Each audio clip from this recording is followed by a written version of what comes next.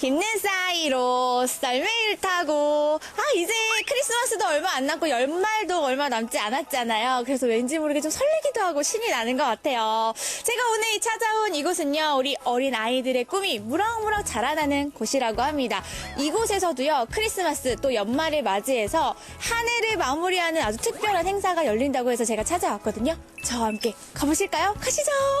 힘낸 사이로. 추운 겨울, 지역 아동센터 아이들에게 따뜻한 연말을 선물하기 위해 특별한 행사가 열렸는데요. 아이들의 꿈을 응원하는 지역 아동센터의 연말 행사 현장으로 가봅니다.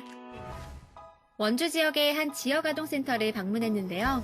일단 이곳의 이름이 너무 예뻐요. 햇살. 그래서 저는 뭔가 따뜻한 느낌이 드는 것 같아서 좋은데 햇살 지역 아동센터 어떤 곳인지 먼저 소개 좀 해주세요.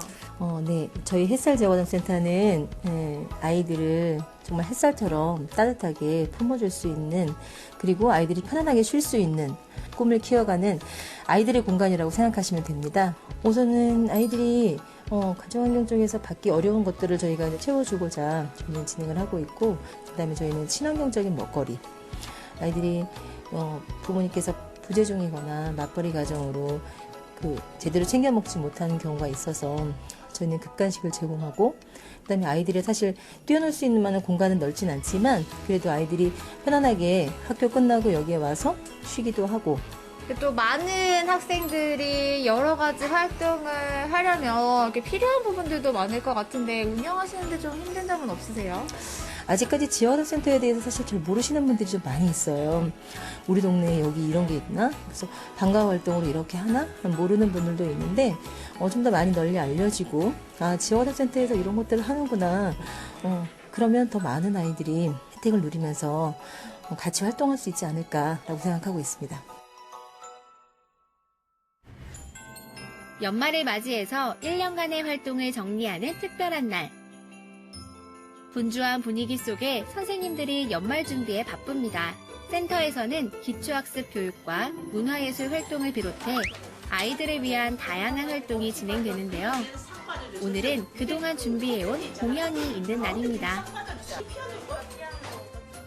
오늘 특별한 공연을 준비하고 있잖아요. 네. 친구는 오늘 어떤 거예요? 저 MC하고 연극 공연을 합니다. 우리 친구는 고3이라면서요. 네. 그러면 이 10대 마지막 크리스마스, 마지막 연말이라서 좀 기분이 남다를 것 같은데 어때요?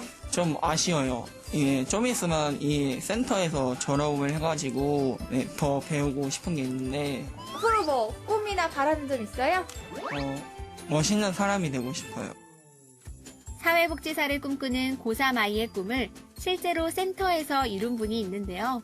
바로 센터 출신의 사회복지사 선생님이 이곳에서 근무 중이죠.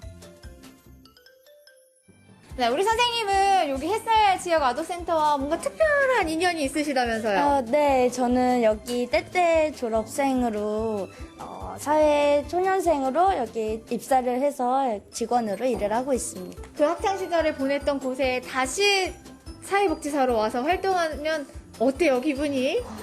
이게 선생님으로서 대하는 거랑 또 언니, 오빠, 동생으로 지냈던 거랑 되게 느낌이 색다른 느낌이 들었어요.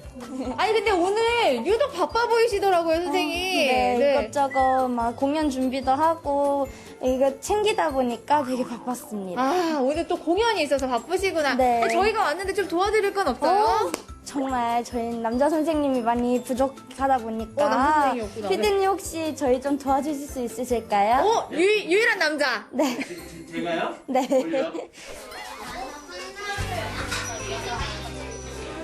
메리 크리스마스! 여기가 지역아동센터 맞나요? 예! 너희들에게 선물을 주려고 산타 할아버지가 왔다. 이거 가지고 선생님한테 나눠달라고. 센터 선생님의 부탁으로 이를 산타 역할에 나선 담당 PD님. 아이들을 위해 준비한 이벤트에 연말 분위기는 더욱 무르익어 갔는데요. 공연을 앞둔 아이들의 맹연습 가운데 아이들이 먹을 김밥 준비도 도왔습니다. 아이 하나를 키우려면 온 마을이 필요하다는 이야기처럼 센터는 아이들에게 또 하나의 가정이자 학교인 셈이죠. 공연에 앞서 지난 1년간 준비한 전시회를 만나러 학성 갤러리를 찾았습니다. 아니, 오늘 아이들이 뭐 공연을 한다고 해서 아까 열심히 연습하는 모습을 보고 왔는데, 여긴 또 전시장이네요. 전시도 준비를 하셨나봐요. 예. 저희가 지난주 9일에 개관을 했는데 1년 동안 준비한 작품을 여기 전시해봤어요. 그래서 그렇게 굉장히 잘했거나 그런 퀄리티에 있는 작품은 아니지만 그래도 아이들이 나름 작가가 되어서 이렇게 전시회를 하니까 아이들의 그 자신감도 업이 되고 굉장히 뿌듯해하더라고요. 아이들도 즐거워하고 또 이렇게 지역사회에 함께 할 수 있는 프로그램이어서 더 좋은 것 같아요. 맞아요. 저희 그 도시재생하고 저희 그 생명연구소하고 같이 아이들이 일단은 무엇보다도 되게 재밌게 했어요. 밤이 찾아오고 본격적인 센터 발표회를 앞두고 리허설이 한창입니다. 열심히 준비해온 만큼 그 열기가 대단한데요. 아니, 지금 다들 푼주하게 준비를 하고 계신데, 오늘 공연이 어떤 공연이에요? 저희 이제 오늘 하는 공연은 저희 아동 청소년이 1년 동안 준비했던 이제 모든 공연들을 보여드리는 시간인데요. 아동은 올해 댄스를 했었고, 저희 청소년 아이들은 연극 프로그램을 2개월 동안 진행했는데, 오늘 이제 그 결과물을 보여드리는 시간입니다. 학생들에게도 굉장히 좋은 경험이 되고 추억이 되는 무대일 것 같은데, 우리 학생들에게 오늘 무대 잘하라고 선생님이 응원 한마디 해주시면 어떨까요? 우리 햇살 친구들 1년 동안 고생 많았고 올해 이 발표회 잘 마무리해보자. 화이팅! 화이팅! 햇살 친구들 화이팅! 화이팅! 힘찬 응원에 힘입어 무대의 막이 오릅니다. 그럼 본격적으로 올해 오늘은 발표회를 시작하겠습니다.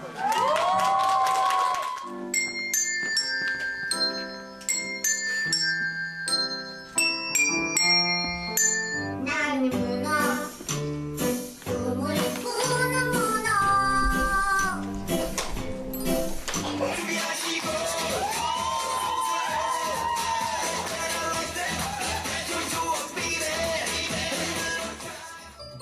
지난 1년간의 결실을 맺는 밤.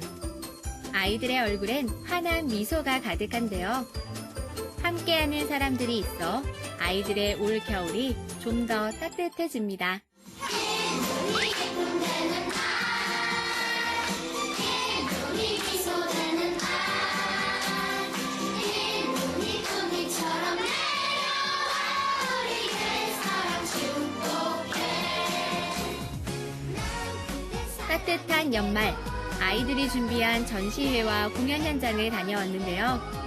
지역 아동센터 아이들의 꿈에 날개를 달아주는 활동과 많은 지원으로 자라나는 새싹인 아이들의 꿈이 더욱 무럭무럭 자라나길 바랍니다.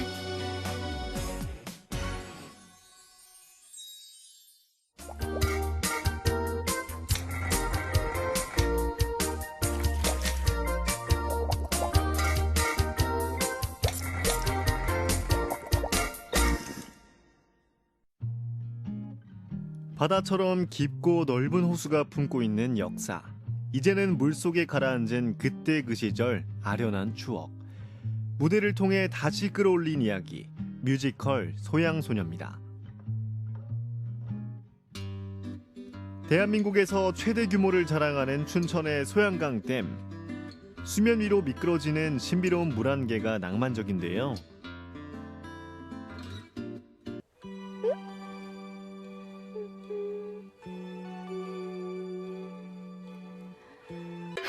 해저문 소양강에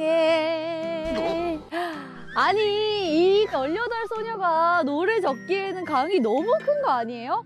여기 나룻배 타고 건너오다가는 큰일 날 것 같은데. 옛날에는 이렇게 강이 크지 않았죠. 아 그래요? 네. 왜요?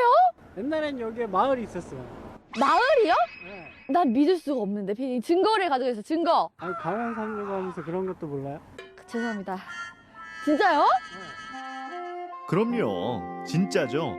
소양강댐 옆에 자리한 수몰전시관에 가면 50여 년 전 댐이 건설되기 전의 흔적들을 만나볼 수 있습니다. 물에 잠기기 전 무척 번화하고 풍요로웠던 옛 마을들. 여기 내평리 지도인 것 같은데 여기 지금 보면 극장도 있고요. 뭐 경찰서, 사진관, 뭐 없는 거 없이 다 있는 모습이거든요. 특히 극장이 있었으면 이렇게 큰 극장이 있는 거잖아요. 꽤 큰 마을이었던 거를 알 수가 있는 것 같아요. 열심히 땅을 일고 논농사를 짓고 강에서 철렵을 즐기며 살던 사람들. 춘천에서 유일하게 38선이 지나는 북산면은 한국전쟁 당시 가장 먼저 북한군과 맞서 싸웠던 곳이기도 합니다. 내평리의 경찰관들은 최전선에서 나라를 지켜내기도 했죠.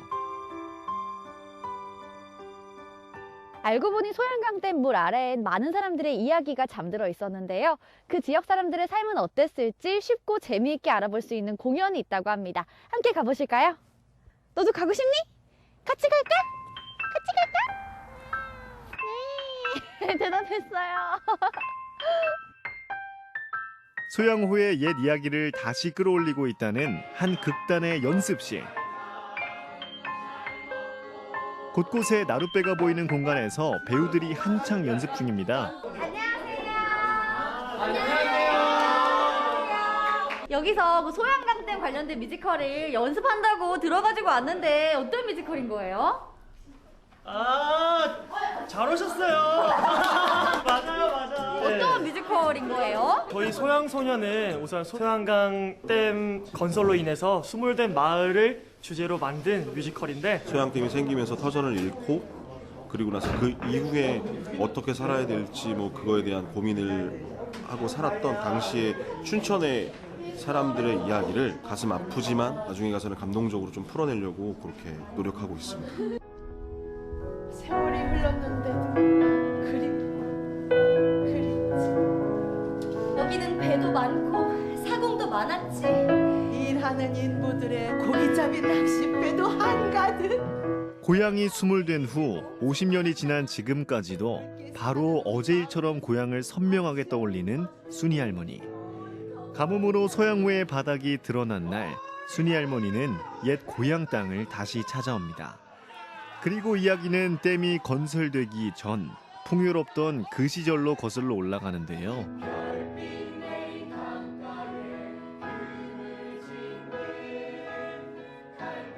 뮤지컬인 만큼 감미로운 노래를 통해서 극을 이끌어 나가는 배우들.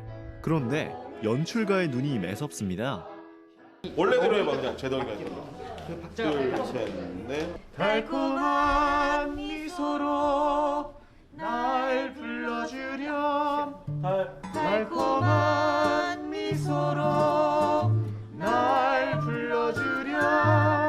날 불러주렴. 뭐가 일부러 틀리게 하는 여기 하고 있는데 야가 계속 나오는 게 약간 이상해요. 뭐가 잘 안 맞으시나 봐요. 연습 중입니다. 연극에서 부부신 것 같은데 실제로는 어떻게 잘 맞으시나요? 네, 아주 잘 맞습니다. 적당한 거리두기. 부부 맞네요. 어떤 좀 마음으로 하고 계신가요? 춘천에 살면서 사실 그 소양강댐에 관한 이런 이야기를 사실 공부를 하지 않는 이상은 평소 관심은 없었는데 이거 작품하면서 오히려 좀 공부를 더 하게 되고 자료 조사도 하게 되고 그거에 대해서 좀 더 관심을 가지게 된 것 같아요. 소양강댐이 만들어진 해는 1973년. 소양강 수몰댐 지역에 극장이 있었을까요, 없었을까요?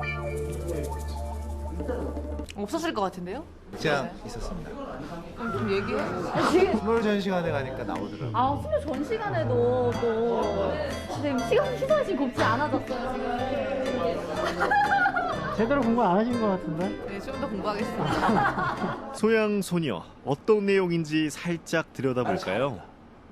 어차피 배 타는 사람도 없는데 그 고물도 팔기로 했다. 절대 안 돼요. 이 배는 절대 못 건드려요.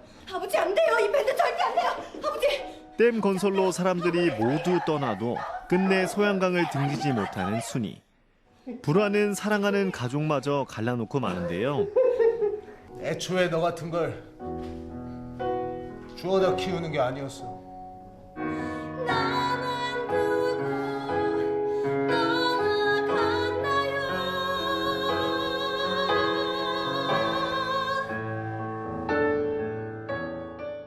그렇게 고향과 더불어 물속에 묻어버린 아픔을 그녀는 드러난 강바닥과 함께 마주합니다. 슬픔은 기억이 되고 눈물도 추억이 되었단다. 평생 마음 한구석에 나룻배를 꽁꽁 묶어두고 살아온 세월. 마을이 물에 잠길 때 어쩌면 눈물로 호수를 채웠을 수몰민들의 마음이 순이의 노래를 통해 잘 드러납니다.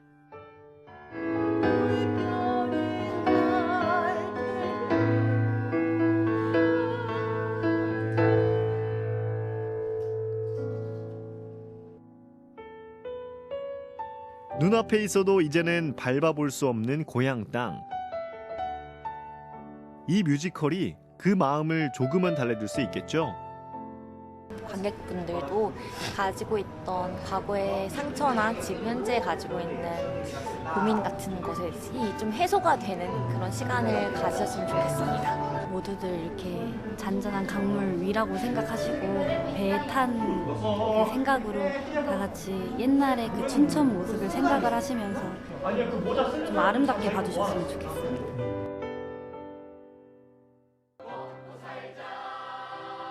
아름다웠기에 더욱 애달픈 소양호의 옛 이야기. 앞으로 강원도민들을 찾아갈 뮤지컬 소양소녀, 많은 관심과 관람 부탁드립니다.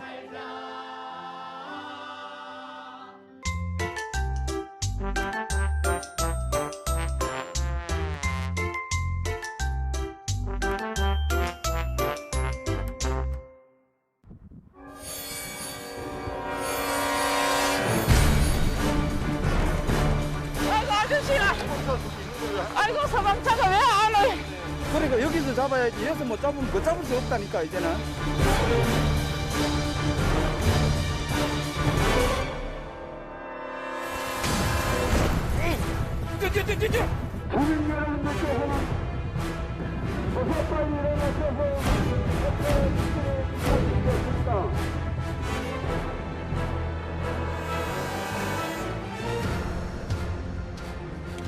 지금 이 지역은 올해 3월 4일 발생했던 울진삼척 산불 피해지 현장인데요.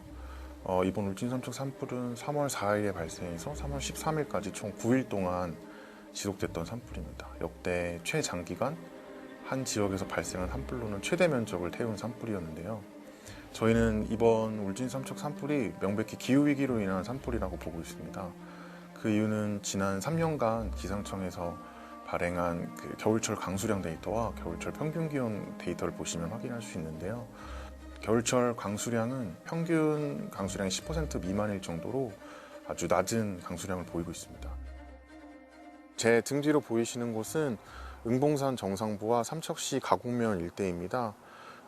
울진 산불 발생 그 발화 지점부터 약 한 20km 떨어진 지점인데요. 3월 4일 처음 불이 발생한 뒤로 이곳에서부터 저 뒤로 불이 점점 번져 나갔습니다. 제 뒤에 있는 숲은 지금 전소된 숲이고요. 보시면 아직까지 숲이 회복되지 못하고 까맣게 타 있는 모습을 보실 수 있습니다. 가장 직접적인 피해를 입은 곳은 삼척시 원더급, 특히 가곡면 일대 이 덕풍계곡 주변 지역인데요. 이 지역은 원래 예전부터 멸종위기 야생동물 사냥이 주로 서식하던 서식지입니다. 이 지역은 멸종위기종 사냥뿐만 아니라 총 19종 정도의 포유류가 산에서 살고 있는데요. 그 중에 5종이 멸종위기 야생동물들입니다. 이번 야생동물 탐사단 행사는 지난 11월 12일부터 13일 1박 2일간 진행이 됐고요. 저희 활동을 지켜봐 주시는 시민분들 중에서 이제 야생동물에 관심이 많고 특히 울진 삼척 지역 산불 피해에 대해서 걱정해 주시는 분들이 많았는데 그분들을 좀 모집을 해서 주말 기간 동안 잠깐 내려와서 이제 멸종위기 동물들의 서식 흔적을 조사하고 기록하는 프로그램으로 이제 진행을 했습니다. 이렇게 한번 시민분들이랑 같이 현장에 나오게 되면 확실히 이 산불과 지역 동물들에 대해서 갖게 되는 생각이 많이 깊어지시더라고요. 그래서 저희는 꾸준히 매년 이렇게 시민분들과 함께 현장 오는 활동을 하고 있습니다. 불이 나면 사람들도 이제 집을 잃고 피해를 입듯이 동물들에게도 산불은 굉장히 치명적인 피해입니다. 지금 기후위기로 인해서 전 세계 이상기후 현상이 계속 발생하고 있는데요. 한국뿐만 아니라 미국, 유럽, 호주에서도 대형 산불이 즉 2019년부터 연이어서 발생하고 있습니다. 이렇게 한 번 대형 산불이 발생하면 보통 숲이 회복되는데 최소 30년에서 100년까지 걸린다고 하는데요. 그럼 그 기간 동안 그곳에 살고 있던 야생동물들은 집을 잃는 것과 같습니다. 이 기후위기로 인해서 인간이 받게 될 가장 큰 피해 중에 하나가 생물 다양성 감소와도 직결되는데요. 이 숲에 원래 살고 있던 생물종들이 긴 시간 서식지를 잃은 상태에서 어떻게 다시 이 서식지로 돌아오고 빨리 회복하는 데 도와줄 수 있는 게 가장 필요한 일이라고 저는 생각하고 있습니다. 저희는 산불이 진화된 이후부터 이 울진 삼척 지역 산불 피해지의 야생동물 현황을 계속해서 조사하고 모니터링하고 있는데요. 이쪽 삼척 그리고 덕풍계곡 지역은 지난 3월 말에 설치한 무인 카메라가 6대가 설치되어 있습니다.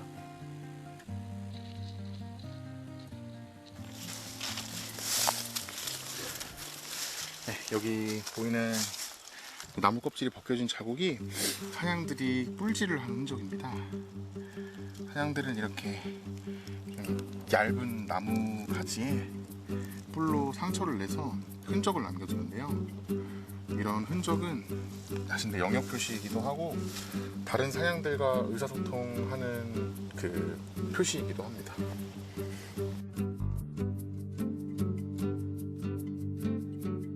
저기 보이시는 언덕 그 봉우리가 응봉산 정상입니다. 저 정상 너머에 살던 동물들이 불을 피해 지금 여기 삼척 덕풍계곡으로 넘어왔습니다. 이렇게 부쩍 늘어난 동물들 서식 흔적을 보면 알 수 있습니다. 이 동은 고라니 동이고요. 동이 독도를 온 지는 한 3일 정도 된 것 같습니다. 산불을 피해서 동물들이 도망왔을 곳으로 추정되는 지역입니다. 이렇게 인도에서 조금만 들어와도 이렇게 야생동물들의 흔적들을 쉽게 발견할 수 있는데요. 산불로 피해 입은 동물들이 불을 피해 도망와서 이 지역 개체수가 좀 증가하면서 이런 흔적들이 더 자주 보이기 시작했습니다.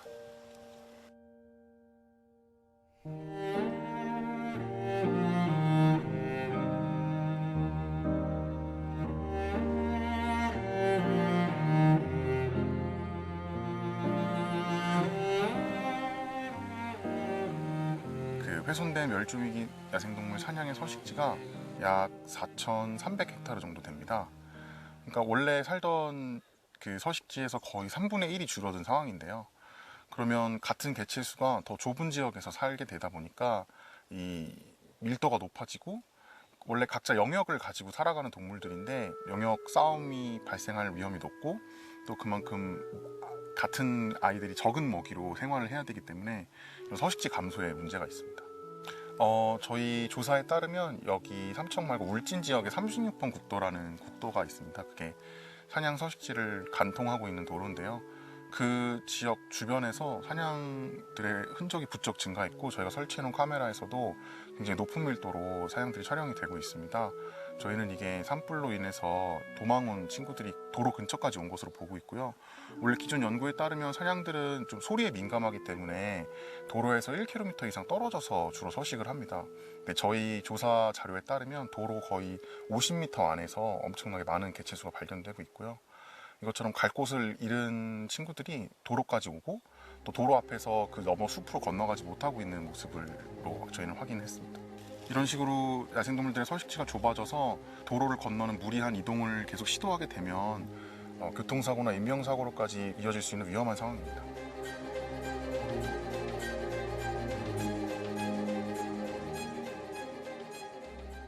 최근 유엔에서 발표한 산불 보고서에 따르면 앞으로 2030년까지 이처럼 기후변화로 인한 대형 산불이 계속 증가할 것이라고 전망하고 있습니다. 우리나라는 토지의 60% 이상이 산지인 국가인데요. 그만큼 앞으로 증가할 대형 산불에 대비해 산지에 대한 관리와 보호 정책이 필요한 상황입니다.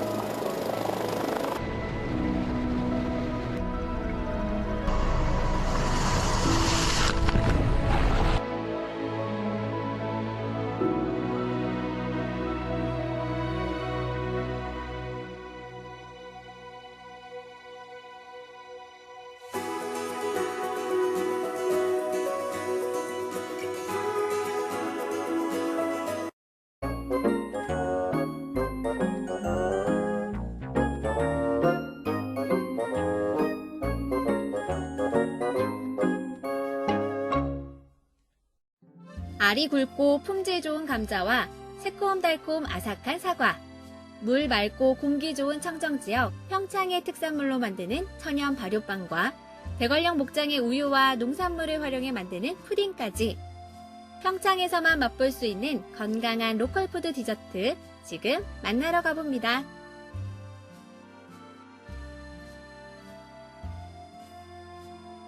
새하얗게 눈꽃이 피어난 평창군 봉평면. 시니어 창업자들이 모여 운영하는 이곳 봉시크몰에 소문난 빵집이 있다고 하는데 보기만 해도 먹고 싶어지는 비주얼의 빵으로 가득한 이곳. 평창 감자로 만든 감자식빵이 이 집의 시그니처 메뉴라는데 맑은 공기, 깨끗한 물, 이제 이 속에서 자라는 농산물들이 저희들은 이제 몸에도 좋다고 생각해서 이런 재료들을 빵 속에 한번 넣어가지고 만들어 보면 어떨까. 몸에 좋은 우리 농산물로 빵을 만들면 어떨까 싶어서 만들어본 감자식빵. 천혜의 감자 생산지 평창에서 나는 감자에 치즈와 바질을 넣고 여기에 크랜베리가 어울려 더욱 달콤하고 담백한 식빵.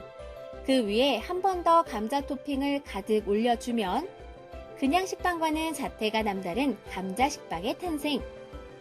그리고 요즘 잘 나가는 식빵이 또 있는데 바로 봉평 사과로 만드는 사과 식빵 되겠다.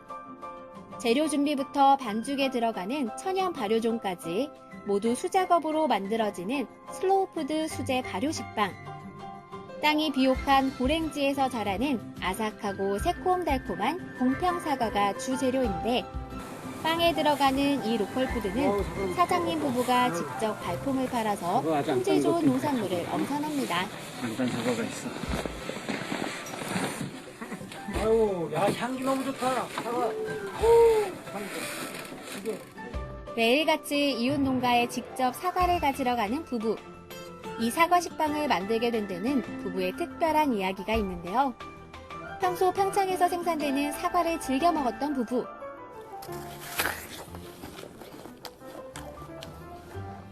역시 평창 사과가 육즙도 많고 아주 너무 맛있어. 정말 맛있지, 그지?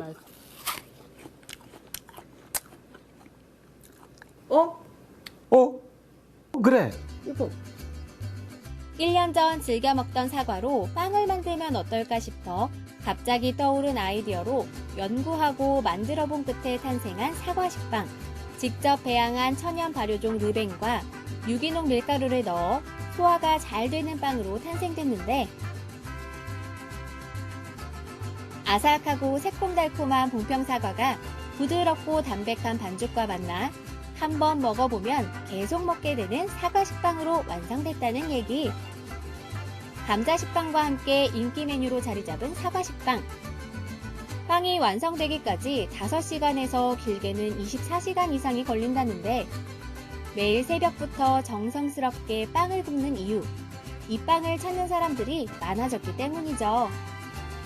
노릇하게 갓 구운 빵. 누구나 반할 수밖에 없겠죠? 저희들이 이제 이 컨셉이 로컬 푸드 베이커리 개념이거든요.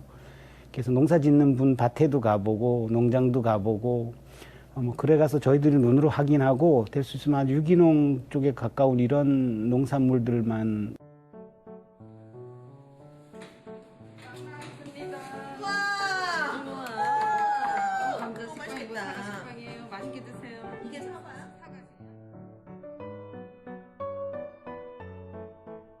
사과 식빵은 여기 사과를 이용해서 그런지 더 새콤달콤하고 맛있고, 감자 식빵은 보통 이렇게 감자가 너무 담백하니까 이게 빵에 넣으면은 맛이 별로일 거라고 생각했는데 그 소스, 바질 소스하고 곁들여진 게 너무 입맛이 당기는 것 같아요.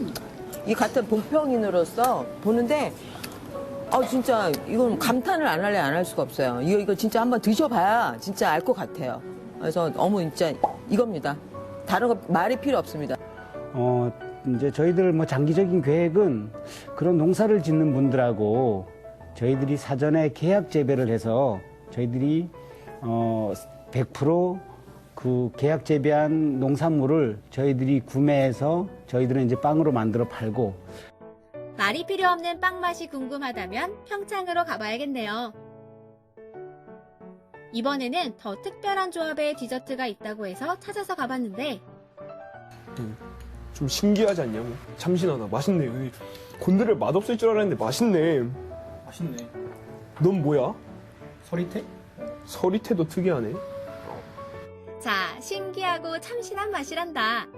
고등학생 2명이 평가하는 이 맛의 주인공은 바로 푸딩.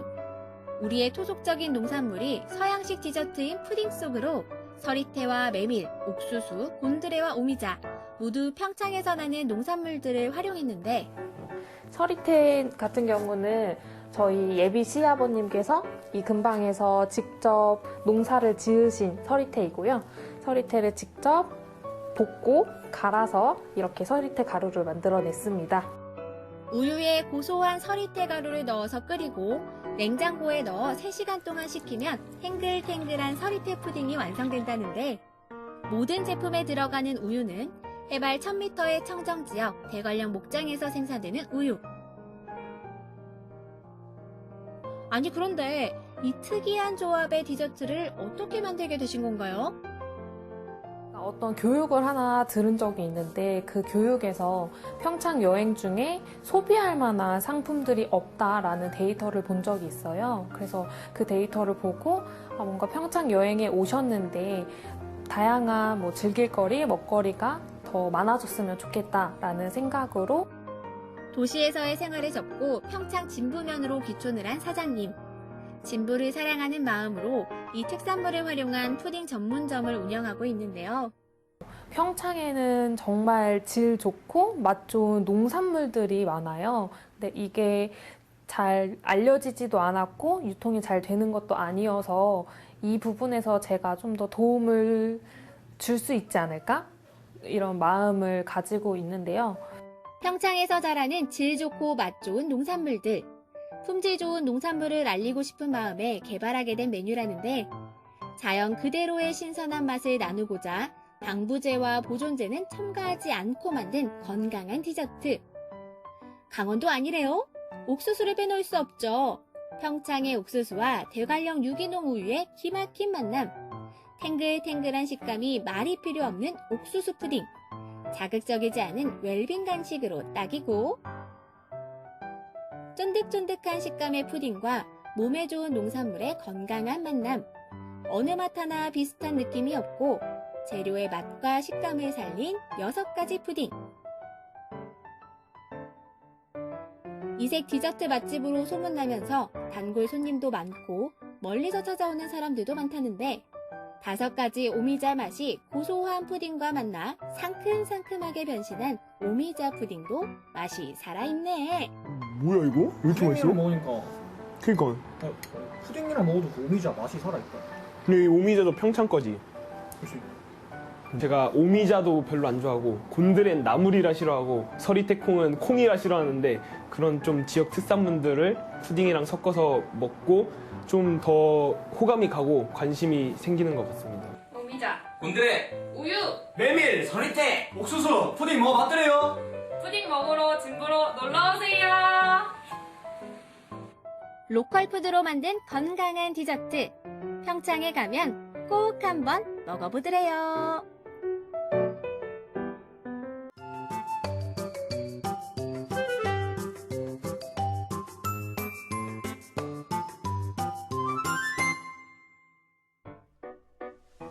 얼마 남지 않은 2022년 한 해 동안 고마웠던 사람들과 밥 한 끼 해야죠. 먼저 우리 가족부터.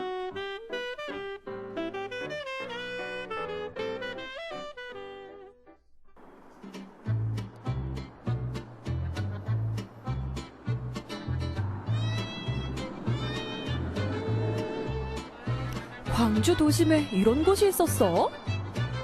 아버님 때는 민물장어 유통만 하시다가 저때 아버님의 가업을 물려받아서 전국으로 유통을 하다가 직접 소비를 좀 해보고 싶어서 지금 8년째 식당을 운영을 하고 있습니다. 어디 앉으면 되나 했더니 문전박대?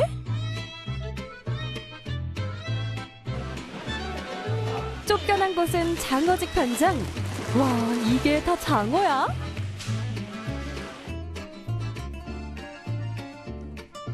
제가 지금 민물장어 양식수협에 중민으로 등록이 돼 있어서 그 정식 등록 업체 자격으로 산지 그 전라남북도에 있는 직접 양식하시는 양만장에서 고기를 매일매일 좋은 고기를 엄선해서 가지고 오고 있습니다.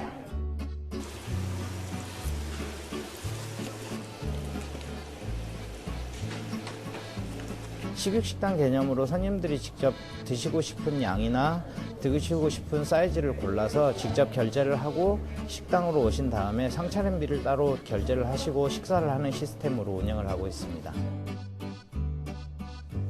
내가 직접 고르는 장어라.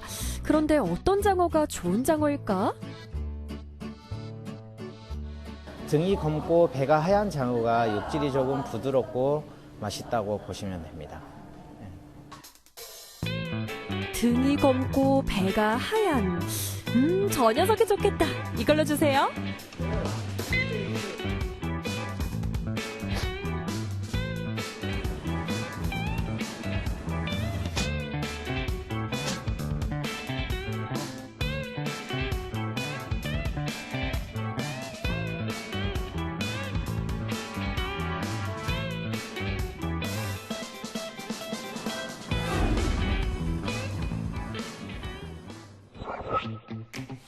드디어 내가 직접 고른 장어를 구울 차례. 그런데 장어는 좋은 장어를 고르는 것만큼이나 잘 굽는 게 중요한데 다 구워주시니 문제없네. 네모 반듯하게 잘 익은 장어 잘 먹겠습니다.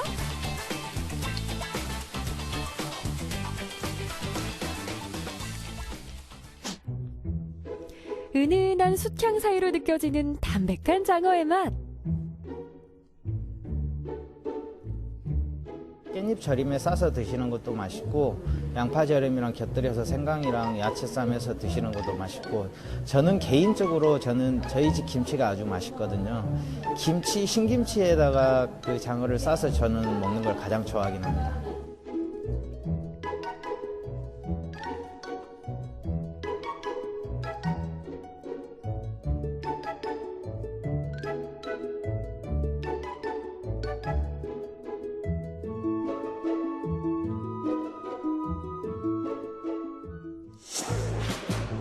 우리 가족 연말 회식 메뉴, 특히나 부모님께 칭찬받고 싶다면 여기로 와야겠다. 항상 저는 산지에서 좋은 장어만을 이렇게 엄선해서 가지고 오고 있기 때문에 연말에도 가족 모임이라든지 회식이라든지 예약 문의 전화 주시면 얼마든지 예약 받아서 이렇게 식사하실 수 있게끔 저희가 준비를 잘 하겠습니다.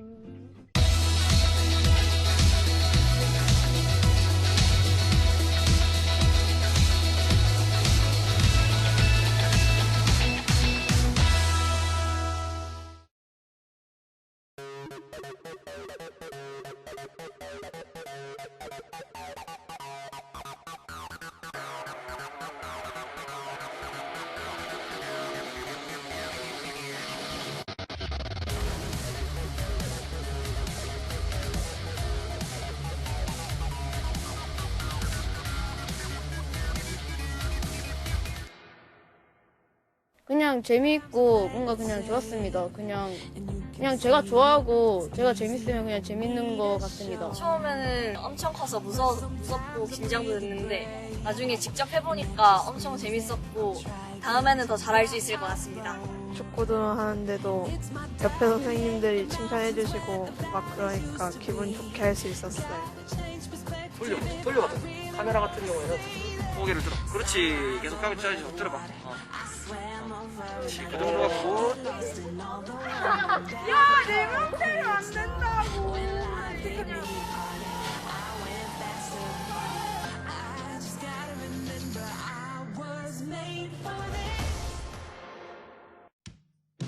그러면 그 1반이 할 때 2반은 수업을 뭐 그냥 진행해보실까요? 안 그러면 그 체험 활동 하는데 그 정말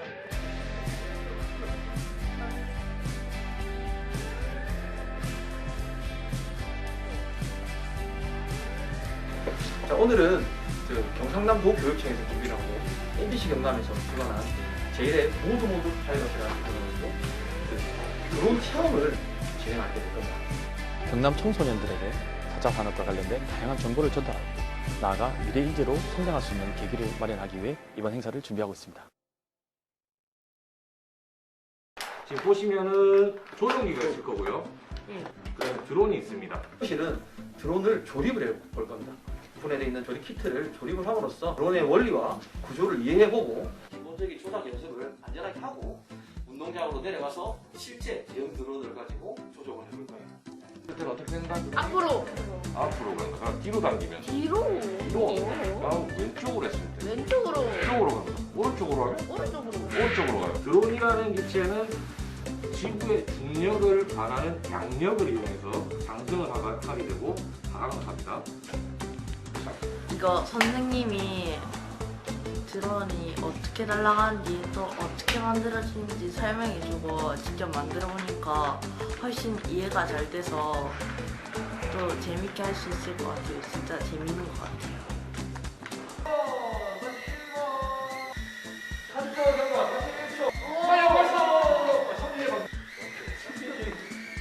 자, 각자 두 번씩 할 수 있으니까 처음은 연습을 한다 생각하고 하면 되고 두 번째는 마인딩을 할 거야. 44초 43.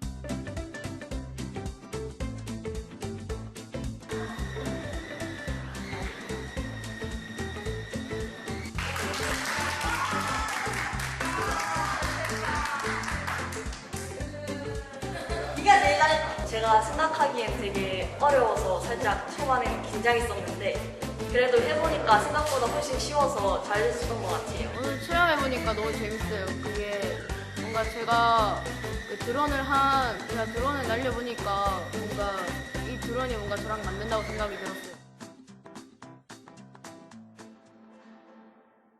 직진 한번 쭉 했다가 다시 돌아와서 옆으로 좌우로 한번 시험 비행하고 그럼 다시 이쪽 위치에 와서 삼각 비행 한번 하고 그럼 착륙 한번 하는 걸로 그렇게 진행하겠습니다.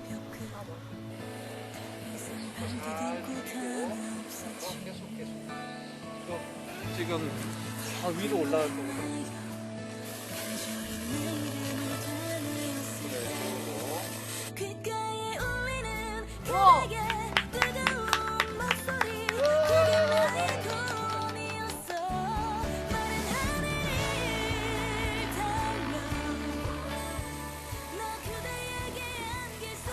산업을 대표하는 미래 기술인 드론을 제 학교에서 교육받을 수 있고 직접 체험할 수 있는 기회를 얻게 되어 매우 기쁩니다. 오늘 여러분들이 체험하는 드론 제작 과정과 띄우는 과정이 마중물이 되어 더 높게, 더 멀리 글로벌 시장을 선도하는 핵심 인재로서 성장해 주기를 기대합니다.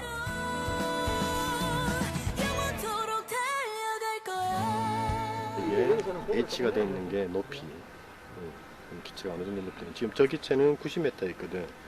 비슷한 높이에 있으면 부딪힐 수 있잖아. 그래서 이 높이는 지켜줘야 되고, D는 디스턴스, 기체와 이 지금 조종자하고의 거리를 말해주는 거야. 체육관으로 돌아가!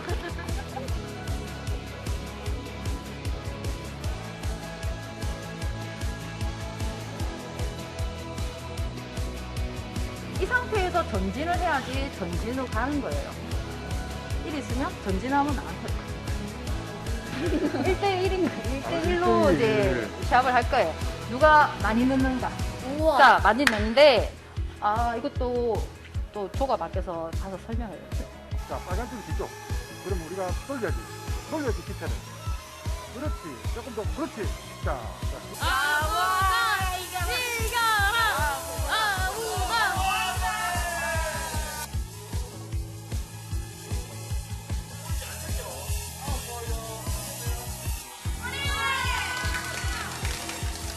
너무 기분이 좋고 이기니까 더 하고 싶었습니다. 진짜 재밌습니다. 드론 화이팅! 드론이란 부분이 앞으로는 앞으로 많은 분야에 활용되다 보니까 이 친구들이 좀 다양하게 관심을 좀 가져줬으면 하는 바람으로 여러 가지를 준비했습니다.